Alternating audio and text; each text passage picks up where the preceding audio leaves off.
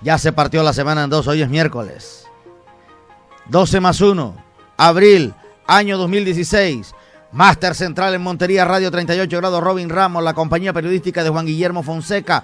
Saludo cordial a todos los amigos que están conectados a esta hora a través de nuestra aplicación móvil y gratuita en los dispositivos móviles. Pueden descargar gratuitamente Montería Radio 38 grados. A los que están conectados con Periscope, saludo cordial a todos ellos. A los que están a través de nuestra página web www.montería radio 38 grados, bienvenidos a nuestra información. GS Noticias. Actualidad informativa con Gustavo Santiago.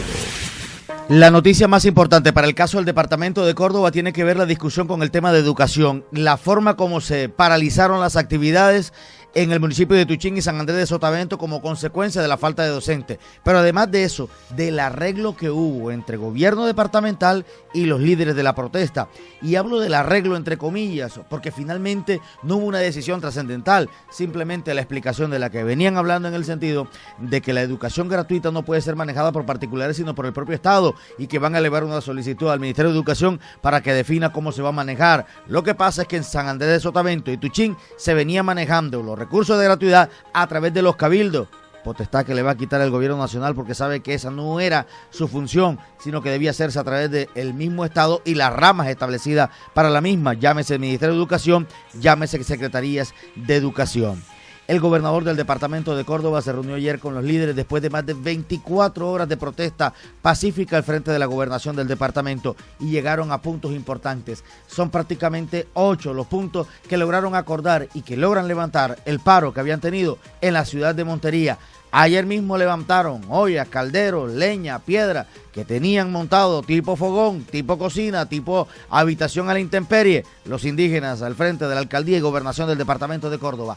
Detalles de la información, Juan Guillermo Fonseca, buenos días. Buenos días. Después de 2 días de protesta pacífica y toma de la entrada al Palacio Departamental, los indígenas del resguardo indígena Zenú de los municipios de San Andrés de Sotavento y Tuchín levantaron la manifestación. 8 puntos de acuerdo previo al diálogo con el gobernador de Córdoba, Edwin Besaile, permitieron levantar la protesta y seguir en mesas de trabajo para solucionar la concentración docente para esas poblaciones. Vamos a oír las palabras del gobernador en qué consisten esos 8 puntos que se trataron en la reunión. Tenemos que las partes comparten preocupación frente al tema de la gratuidad, por lo que seguirán haciendo gestiones en aras de conseguir los recursos pertinentes para ello. Séptimo punto. Las partes agradecen a la comunidad de resguardo indígena su comportamiento responsable y respetuoso ante estas protestas. Y como octavo punto tenemos la comunidad indígena reconoce el trato respetuoso recibido por parte del gobierno departamental, lo cual ha permitido un diálogo abierto con soluciones concretas. Por otro lado, el jefe del Cabildo Mayor Regional, Eder Espitia, expresó que se van satisfechos luego de la reunión con el gobernador, quien tuvo un espíritu abierto a la solución de la problemática que se presentaba. Pues con mucha tranquilidad, aquí pues había respetado mucho lineamientos. Nosotros estamos trabajando de la mano con el gobierno nacional, con el Ministerio de Educación, así se le hizo conocer a Resguardo Indígena, y pues como ustedes bien saben, en la Secretaría de Educación Departamental tenemos un déficit de casi 11.000 millones de pesos, en los cuales tenemos que ser prudentes con cada gasto que se haga de ahora para ahora. Para terminar, esta semana se van a entregar elementos a los 22 establecimientos educativos por más de 200 millones de pesos. Gracias, Juan Guillermo, 6 de la mañana, 5 minutos. 2 noticias rápidas antes de entrar con un tema central que vamos a manejar hoy. La plenaria del Senado negó moción de censura al ministro de Hacienda, Mauricio Cárdenas. La moción de censura impulsada por la bancada del Centro Democrático fracasó luego que el titular de la cartera de Hacienda recibiera el respaldo de los partidos de la Mesa de Unidad Nacional, Partido de la U, Partido Liberal, Cambio Radical y el Partido Conservador, además de Opción Ciudadana y Alianza Verde. La plenaria del Senado negó la moción de censura al ministro por la venta de Isagen con una votación de 64 votos por el no y 24 votos por el sí. El Polo Democrático, el Centro Democrático y algunos disidentes de los partidos de la Mesa de Unidad Nacional votaron por el sí a la moción de censura a Minhacienda, tras considerar que la venta de Isagen fue realizada a espaldas de los colombianos y causó un detrimento al patrimonio público. Se salvó el ministro de Hacienda, Mauricio Cárdenas Santamaría. Algunos dicen que tenía el sartén por el mango. Ay, sí, es el que maneja el billete.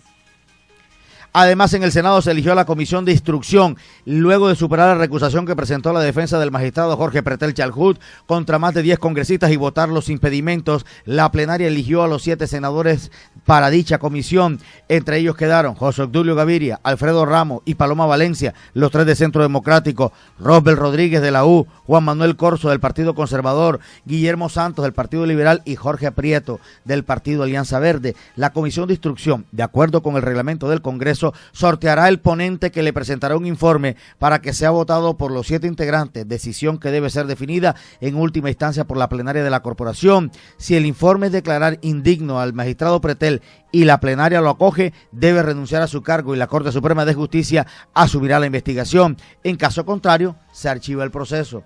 Queda allí en el caricello Jorge Pretel, depende ahora en manos del Congreso de la República y la denominada y escogida Comisión de Instrucción. Ahora sí entremos en materia gruesa. Ayer un interesante debate en el Senado de la República. Estaba cantado por el ponente y congresista, senador de Centro Democrático, Alexander López. El mismo congresista en ese interesante debate hizo revelaciones muy serias y denuncias muy puntuales.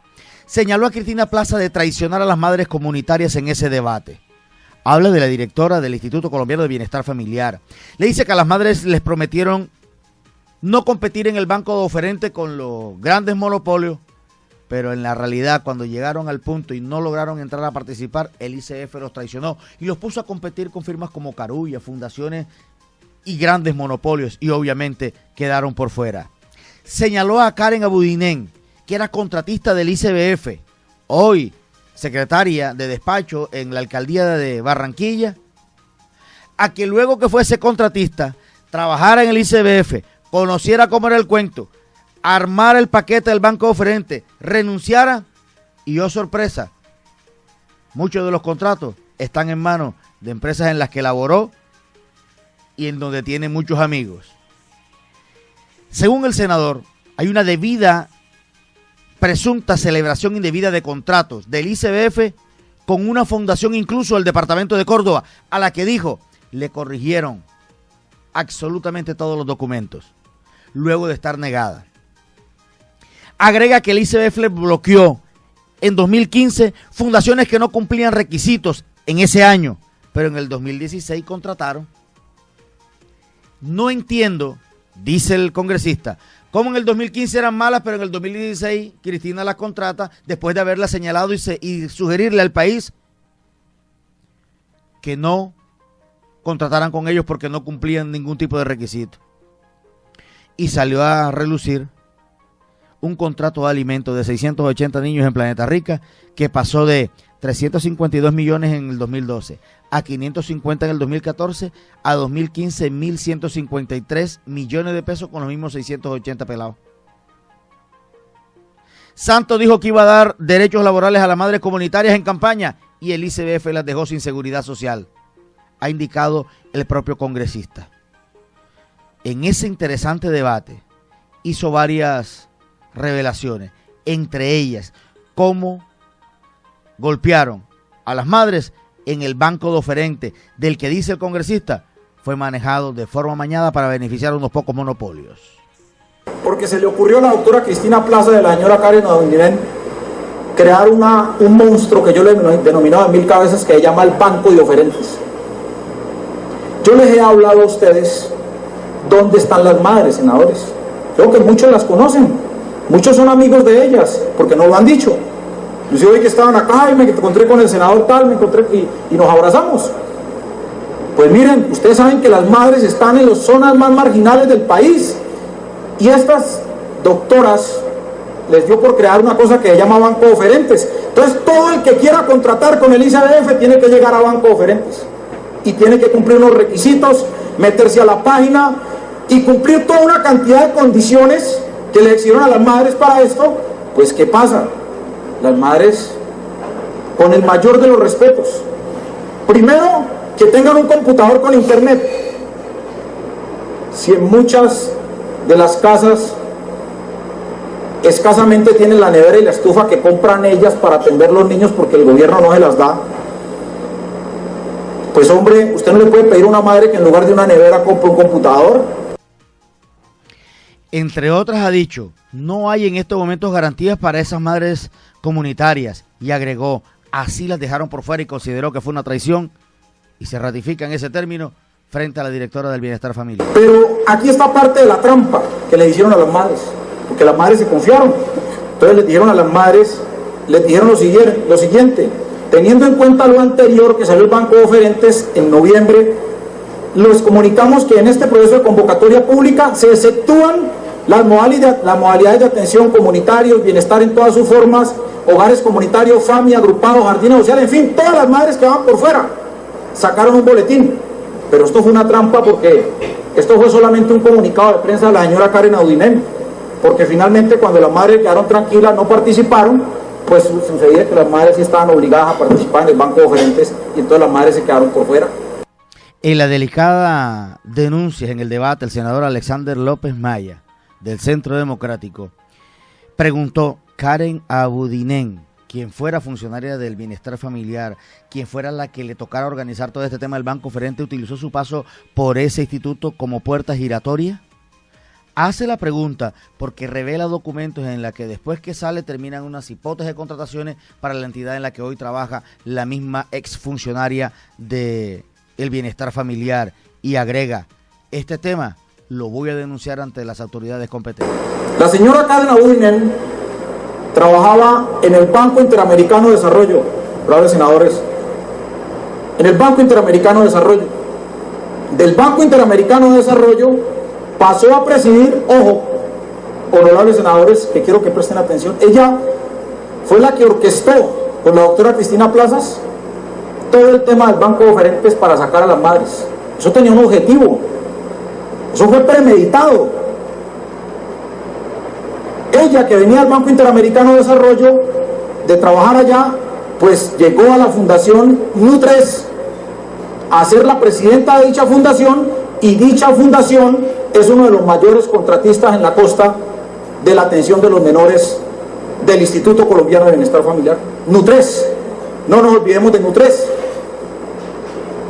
Hasta ahí no tiene nada de raro, lo único de raro que tiene es que NU3 está desplazando las asociaciones de padres y de madres, o sea, acabando con el principio esencial de control. Y Karen Audinen fue la que dirigió todo el operativo para destruir las asociaciones de madres y de padres de las distintas asociaciones. Y posteriormente, honorables senadores, de verdad este es un tema muy delicado, yo les solicito que me senadores, le pido a los señores senadores de Cambio Radical y a nuestros la debida atención. Posteriormente, no voy a hacer guerra con usted, doctor Antonio, simplemente. Posteriormente ella, de presidir NU3, pasa a la alcaldía de Barranquilla, y pasa a la alcaldía de Barranquilla como funcionaria, y posteriormente de la alcaldía de Barranquilla llega al Instituto Colombiano de Bienestar Familiar. En 2014 es nombrada directora de primera infancia. Una vez llega ella, reestructura todo el modelo, lo reestructura todo, y reestructura el modelo creando el Banco de Oferentes para que las madres no pudiesen competir con los grandes. Y entonces, ¿qué ocurre cuando pasa todo esto? Pues obviamente las madres no pudieron llegar, pero no solamente esos grandes contratos de los programas los tenía NU3, los tenía Funsalud, Funda, Enlace, IoTu, Fundación Tiempo Feliz, y se han venido creando grandes monstruos de operadores.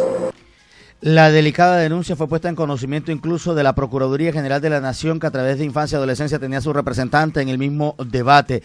Los operadores contratados por el ICBF, reveló en ese interesante debate el senador de Centro Democrático, andaban alquilándole edificaciones a las madres comunitarias y a otros institutos porque no tenían la infraestructura para atender a los niños. Muchos de esos testimonios que se revelaron ayer señalaban esa denuncia, la ratificaban, pero además agregaban, nunca se los alquilamos, si se lo ganaron, pues que respondan. El senador reveló oficios de regionales, directores y funcionarios regionales del ICBF, donde le advertían a Cristina Plaza, la directora nacional, esos problemas y no le prestaron atención. Por eso se vio en el principio de este año y todavía la desatención de muchos niños. Además, en el debate fue referenciada la muerte de la madre comunitaria de Córdoba, Leonor Montes, y lo colocó como ejemplo de desprotección social del Instituto Colombiano de Bienestar Familiar. Además de eso, mostró las denominadas raciones alimenticias tipo gramaje como los entrega la minuta del bienestar familiar y agregó, razón tienen las madres comunitarias al quejarse de esta minuta, es pobre. Cerró su intervención pidiendo a sus colegas legislar en favor de los niños de Colombia y a la directora del bienestar familiar que corrija o renuncie.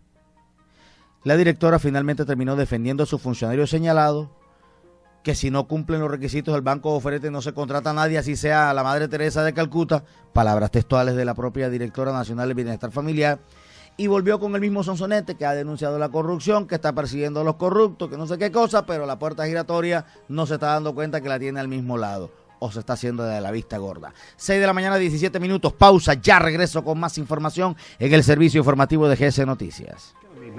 Compartir, jugar, todo es posible en las noches gracias a ELEC S.A. ELEC S.A., empresa de servicio de alumbrado público. Llámanos 785-0038. Estamos en Montería, CDT y Caucasia.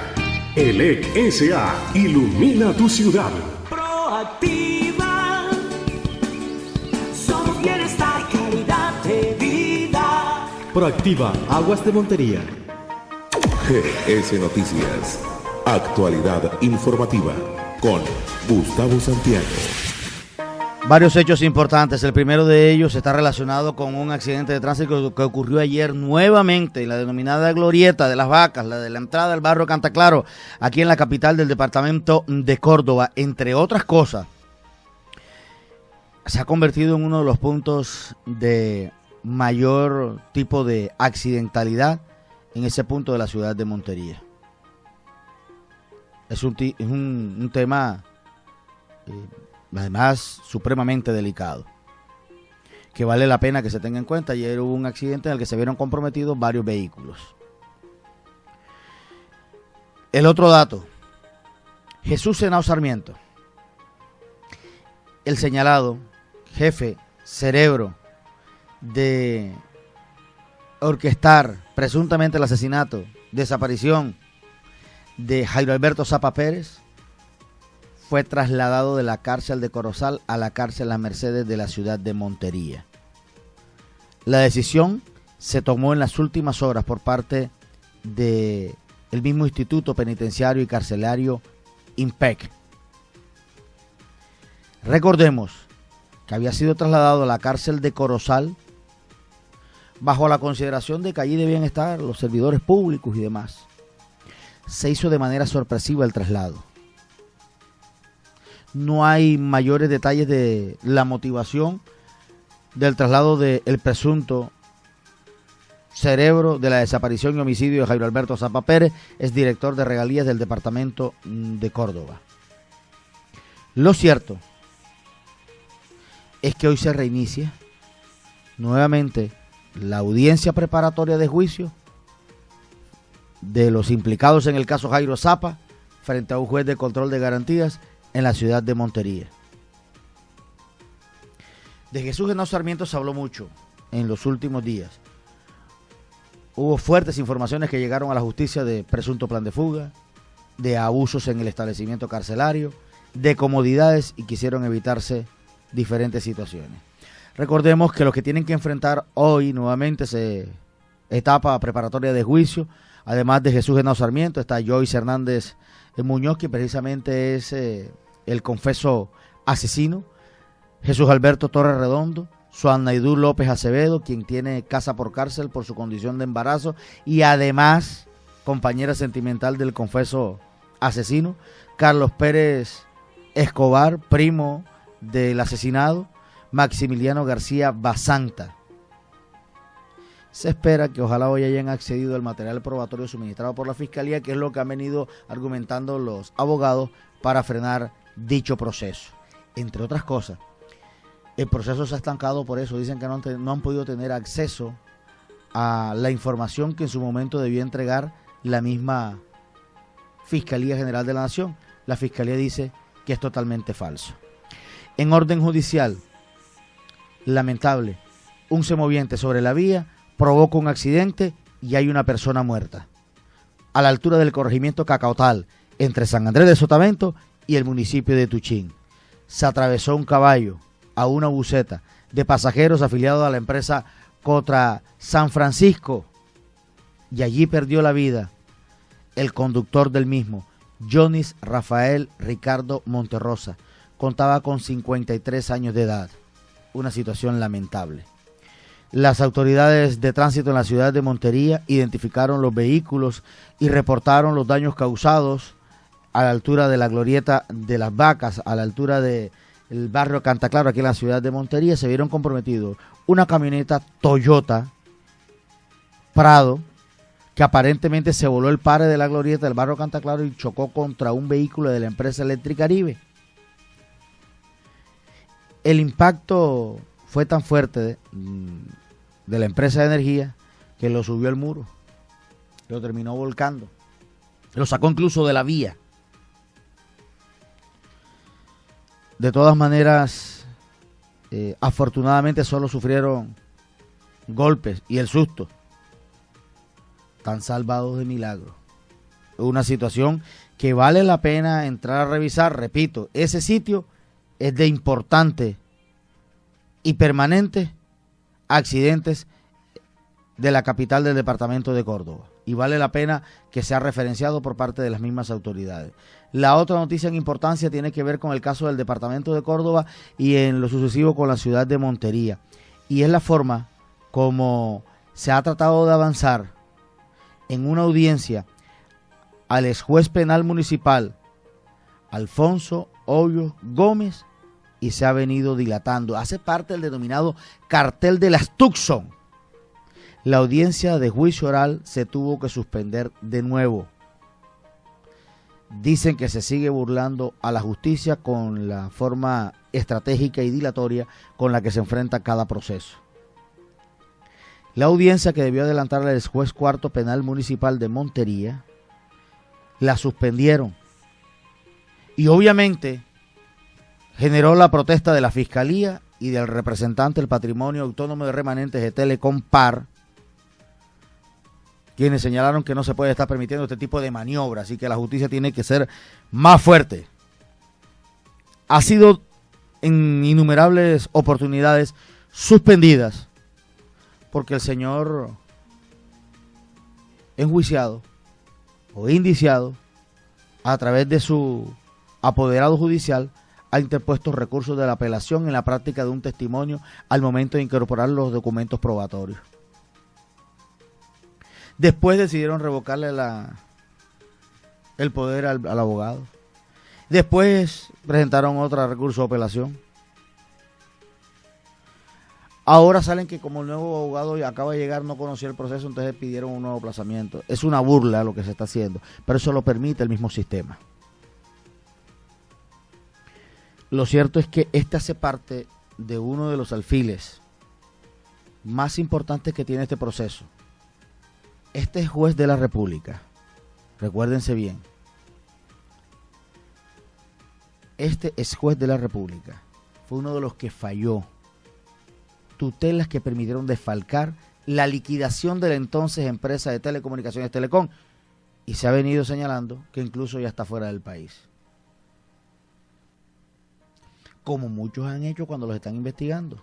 Me voy del país. 6 de la mañana, 25 minutos. A todos ustedes una feliz mañana.